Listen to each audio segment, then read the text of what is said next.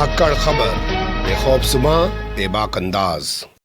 धाकड़ समाचार के news room से मैं आपके साथ हूं अकरम रईस खान। खुद को कभी बाबा, कभी स्वामी, कभी योग गुरु बताने वाले रामदेव ने इस बार मुसलमानों के खिलाफ जहर उगलने के लिए, जी हां, इस बार मुसलमानों के खिलाफ जहर उगलने के लिए रामदेव ने मीठे शरबत का इस्तेमाल किया है, मीठे शरबत का प्रयोग किया है, मीठे शरबत की आड़ ली है। यही नहीं, आप कह सकते हैं कि मीठे शरबत की आड़ लेकर रामदेव ने फिर से एक बार हिंदू और मुसलमानों के बीच नफरत का नापाक बीज बोने की कोशिश भी की है। यही नहीं, सबसे ज्यादा हैरत की बात यह है कि रामदेव ने यह नफरत फैलाने के लिए, यह जहर फैलाने के लिए उर्दू शब्दों का इस्तेमाल किया। जी हां, उन्हीं उर्दू शब्दों का इस्तेमाल किया है जिनसे इस तरह के जितने भी तमाम बाबा हैं वो बड़ी नफरत करते हैं।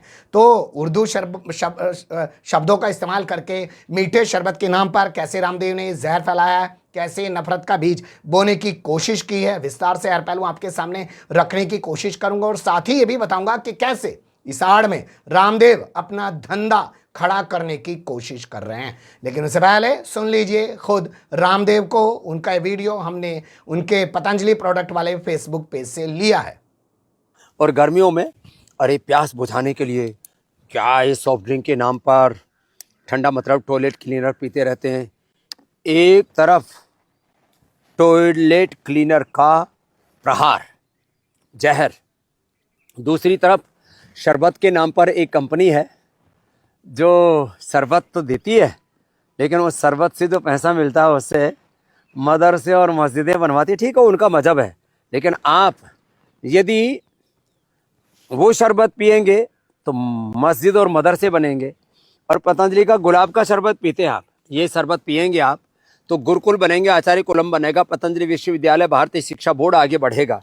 इसलिए मैं कहता हूँ ये शरबत जिहाद भी, जैसे लव जिहाद, वोट जिहाद चल रहा है ना, ऐसे शरबत जिहाद भी चल रहा है। तो लो, आपको इस शरबत जिहाद से बचाना है तो सब तक ये शरबत में माने इससे टेस्टी फ्रेशनेस, ऐसे एक घूंट पीते ऐसे लगता है ताजगी, मानो सारे ब्रह्मांड की ऊर्जा, एनर्जी, फ्रेशनेस आपके भीतर आ गई है। सुन लिया आपको रामदेव ने क्या विस्तार से बताया है, क्या क्या चीज़ें हो रही हैं। लेकिन मैं एक एक चीज़ आपके सामने रखना चाहता हूं। जैसे सबसे पहले मैं आपके सामने अलग से एक बयान रख रहा हूं, इसको थोड़ा सा सुन लीजिए। और गर्मियों में अरे प्यास बुझाने के लिए क्या ये सॉफ्ट ड्रिंक के नाम पर ठंडा मतलब टॉयलेट क्लीनर पीते रहते हैं।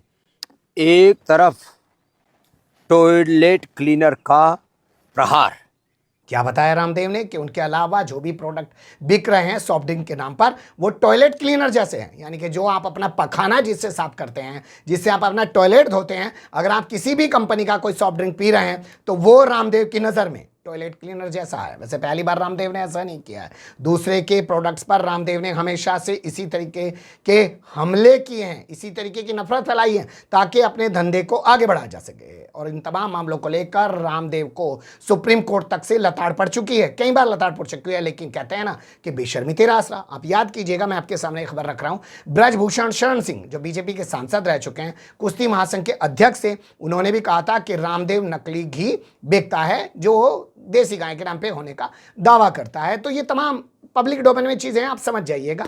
लेकिन इसके बाद रामदेव आगे चले जाते हैं और एक शरबत का जिक्र करते हैं और कहते हैं कि साहब उससे होने वाली कमाई से मस्जिद और मदरसे बनाए जा रहे हैं। सुन लीजिए।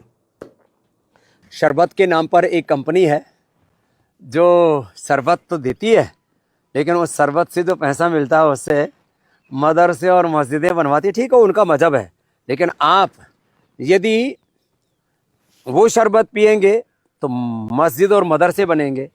और पतंजलि का गुलाब का शरबत पीते हैं आप, ये शरबत पिएंगे आप तो गुरुकुल बनेंगे, आचार्य कुलम बनेगा, पतंजलि विश्वविद्यालय, भारतीय शिक्षा बोर्ड आगे बढ़ेगा। इसलिए मैं कहता हूँ ये शरबत जिहाद भी, जैसे लव जिहाद, वोट जिहाद चल रहा है ना, ऐसे शरबत जिहाद भी चल रहा है। तो लो, आपको इस शरबत जिहाद से बचाना है तो सब तक ये शरबत में, सुन लिया आपने। अब यहाँ की शरबत की बात की जा रही है, वो हम आपके सामने ये रख रहे हैं। इसका नाम है रूह अफ़ज़ा। हमदर्द का ये प्रोडक्ट है, पूरी दुनिया में जाना माना ये प्रोडक्ट है। और इस प्रोडक्ट ने 100 साल से ज़्यादा हो चुके हैं जब से प्रोडक्ट चल रहा है। भारत की पहचान पूरी दुनिया में बनाई है। रामदेव का प्रोडक्ट तो पूरे भारत के अंदर नहीं, लोग आज नहीं पीते हैं, नहीं इस्तेमाल करते हैं। सवाल यहाँ पे उठता है, लेकिन हमदर्द के इस प्रोडक्ट पर कभी सवाल नहीं उठ पाया। हमेशा मार्केट में इसकी कमी रहती है, पूर्ति हमदर्द इसकी नहीं कर पाता है। तो नाम तो लिया नहीं है, लेकिन इशारा इसी ओर है और कहा गया है कि इस शरबत के ज़रिए मस्जिदें और मदरसों को पैसा भेजा जा रहा है होने वाली इनकम से। लेकिन अगर आप मेरा शरबत खरीदोगे तो उससे मंदिरों को और गुरुकुलों को और ना जाने कहां का पैसा भेजा जाएगा, वो आप सुन लीजिए खुद ही रामदेव की ज़बानी। दूसरी तरफ शरबत के नाम पर एक कंपनी है जो शरबत तो देती है, लेकिन वो शरबत से जो पैसा मिलता है उससे मदरसे और मस्जिदें बनवाती है। ठीक है, उनका मजहब है, लेकिन आप यदि वो शरबत पिएंगे तो मस्जिद और मदरसे बनेंगे। और पतंजलि का गुलाब का शरबत पीते हैं आप, ये शरबत पिएंगे आप तो गुरुकुल बनेंगे, आचार्य कुलम बनेगा, पतंजलि विश्वविद्यालय, भारतीय शिक्षा बोर्ड आगे बढ़ेगा। इसलिए मैं कहता हूँ ये शरबत जिहाद भी, जैसे लव जिहाद, वोट जिहाद चल रहा है ना, ऐसे शरबत जिहाद भी चल रहा है। सुन लिया आपने रामदेव। अब आपने तमाम कहानी को अगर सुना हो तो रामदेव ने उर्दू शब्दों का इस्तेमाल किया है। अब उर्दू शब्दों का इस्तेमाल कैसे किया? रामदेव ने अपने प्रोडक्ट का नाम बताया गुलाब, क्या बताया? शरबत। अब बताइए, गुलाब जो है वो वैसे हिंदी ज़बान में भी गुलाब ही बोला जा सकता है, लेकिन अगर आप उसे कट्टर हिंदी ज़बान में बोलने की बात करेंगे जो संस्कृत से निकल कर आएगी तो हम इसे कहेंगे शौरभ पुष्प। जी हाँ, शौरभ पुष्प इसे कहेंगे।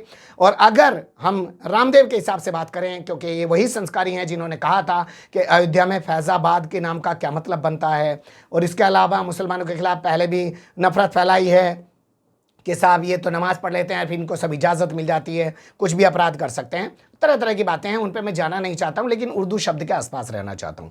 दूसरा शब्द है शरबत। शरबत को पेयजल कहा जा सकता है। तो रामदेव को अपने प्रोडक्ट का क्या नाम रखना चाहिए?